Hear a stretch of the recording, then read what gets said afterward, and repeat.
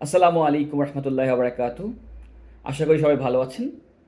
আজকে আপনাদের সাথে আমার কিছু চিন্তাভাবনা শেয়ার করব আমাদের দেশের স্টুডেন্টদের কেরিয়ার ভাবনা নিয়ে অথবা ভবিষ্যৎ পরিকল্পনা নিয়ে। আমার কাছে যেটা মনে হয় যে আমাদের দেশে প্রতি বছর প্রচুর পরিমাণ বেকার সংখ্যা বাড়ছে। এটার মানে এই না দেশে চাকরি নেই, এটার মানে এই যে তাদের মধ্যে কিছু ভুল চিন্তা ভুল ভাবনা ব্যাপকভাবে তাদেরকে ধরেছে। তারা একটা ভুল ভাবনার মধ্যে আছে।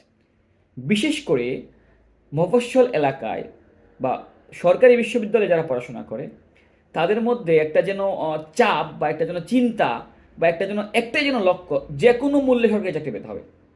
ইভেন মাস্টার্স পাস করে সে পিয়ন হবে তবু সরকারি চাকরি করবে। আমি রিসেন্টলি একটা নিউজ দেখলাম, কিশোরগঞ্জের জেলা প্রশাসকের কার্যালয়ে মালি বা এই ধরনের যে চতুর্থ শ্রেণীর কর্মচারীগুলো আছেন, এখানে যারা চাকরি পেয়েছেন মোস্ট অফ দ্য ইউনিভার্সিটি পড়া এবং মাস্টার্স পাস করা, অথচ এটার যোগ্যতা ছিল অষ্টম শ্রেণী পাস। এবার চিন্তা করে দেখেন আমরা কোন লেভেলে চলে গেছি। এর মানে যদি আপনারা বলেন দেশে চাকরি নাই, ওরা চাকরি পায় না, ওরা কিন্তু আরও অনেক ভালো বেতনে বেসরকারি চাকরি পাইতো, কিন্তু না, সরকারি চাকরিই করতে হবে। কেন? যারা বেসরকারি চাকরি করছে তারা কি ভালো নেই? তারা কি আর্ন করছে না? হ্যাঁ, ওখানে একটু কষ্ট বেশি, পরিশ্রম বেশি, সময় দিতে হচ্ছে বেশি। তিনটা কারণে আমার কাছে মনে হয় দেশে বেকারের সংখ্যা বাড়ছে। নাম্বার ওয়ান, এই যে ভুল চিন্তা বা রং থিঙ্কিং আমাদের মধ্যে ঢুকে গেছে যে আমাদের যে কোনো মূল্যে বিসিএস কার্ড হইতে হবে। তো বিসিএস কার্ড না হইতে পেরে আমাদেরকে, না হইতে পারলে সরকারি চাকরি একটা জোগাড় করতেই হবে। এবার 20 লাখ 30 লাখ টাকা খরচ করে আবার জমি টমি বিক্রি করে পাইতেই হবে। নাম্বার টু, অনার্স পড়া অবস্থায় মোস্ট অফ দ্য স্টুডেন্টস, ওদের কোনো পরিকল্পনাই থাকে না যে ওরা কোথায় যাবে। এবার আপনি কতটুকু মেধাবী, আপনি কতটুকু পারবেন, কতটুকু আপনার যোগ্যতা আছে, এটা চিন্তা না করে আপনি বিশেষ প্রিপারেশন নিয়ে শুরু করলেন, অথচ আপনি কোনোদিনই ওই ওই জায়গায় যেতে পারবেন না। কিন্তু আপনি শুরু করেছেন, ফ্যামিলি থেকে বলতেছে কর। এই যে একটা ভুল চিন্তা, আপনি কিন্তু এর চেয়ে ভালো কিছু করতে পারতেন কর্পোরেট লেভেলে গেলে। নাম্বার থ্রি, যেটা আমার কাছে মনে হয় যে আমরা মনে করি যে আগে তো পড়াশোনা শেষ করি তারপর কেরিয়ার নিয়ে ভাববো। এবার আসি আমার ব্যক্তিগত দর্শন কীভাবে সমাধান করা যায়। নাম্বার ওয়ান, আমার পরামর্শ হলো যারা বাণিজ্য বিভাগে পড়ো, যদিও আমি জানি না কোনো অনাকাঙ্ক্ষিত কারণে বাংলাদেশে দিন দিন বাণিজ্য বিভাগের স্টুডেন্টের সংখ্যা কমছে, যদিও দেশের বিজনেস গ্রো হচ্ছে, প্রচুর পরিমাণ লোক বিজনেসে প্রয়োজন। আপনি চিন্তা করে দেখেন তো, ব্যবসা ছাড়া কি ব্যবসা হবে? একটা উদাহরণ দিই, জার্মানিতে একটা সময় বিজনেস সাবজেক্টগুলোকে একদম ইগনোর করা হতো। তো এক সময় জার্মানির এক বিশ্ববিদ্যালয়ের একজন বলল, এক চ্যান্সেলরের আমি একটু বক্তব্য শুনেছিলাম, যে সে বলছিল যে you can do business without business. আপনি যদি ব্যবসা নাই জানেন, ব্যবসা করবেন কেমনে? এবং ইদানিং জার্মানিতে কিছু ইউনিভার্সিটি প্রতিষ্ঠিত হয়েছে যেখানে বিজনেস সাবজেক্টগুলোকে সবচেয়ে বেশি এম্পাসিস দেওয়া হচ্ছে বা গুরুত্ব দেওয়া হচ্ছে। আর আমাদের দেশে প্রচুর পরিমাণে বিজনেস স্টুডেন্ট বের হচ্ছে, কিন্তু তাদের কমপ্লেন হলো যে কমার্সে পড়লে বা বিজনেস স্টাডিজে পড়লে চাকরি পাওয়া যায় না।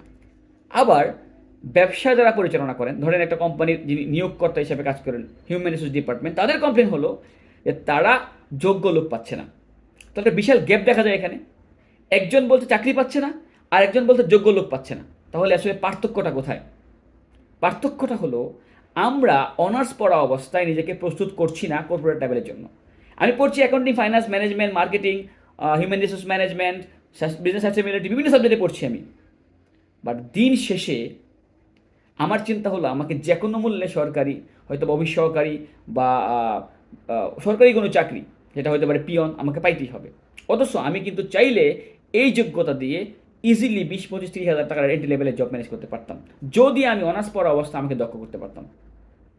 আমি যদি চিন্তা করে দেখি, আমি যদি ইউটিউব ঘাঁটি, আমি ইজিলি জানতে পারবো কীভাবে, কী চায় আসলে একটা এমপ্লয়ার, একজন এমপ্লয়ের কাছে কী চায়।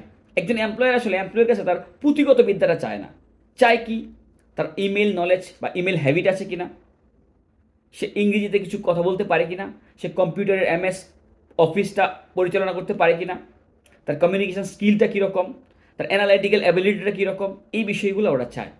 আমি অনেককে দেখেছি।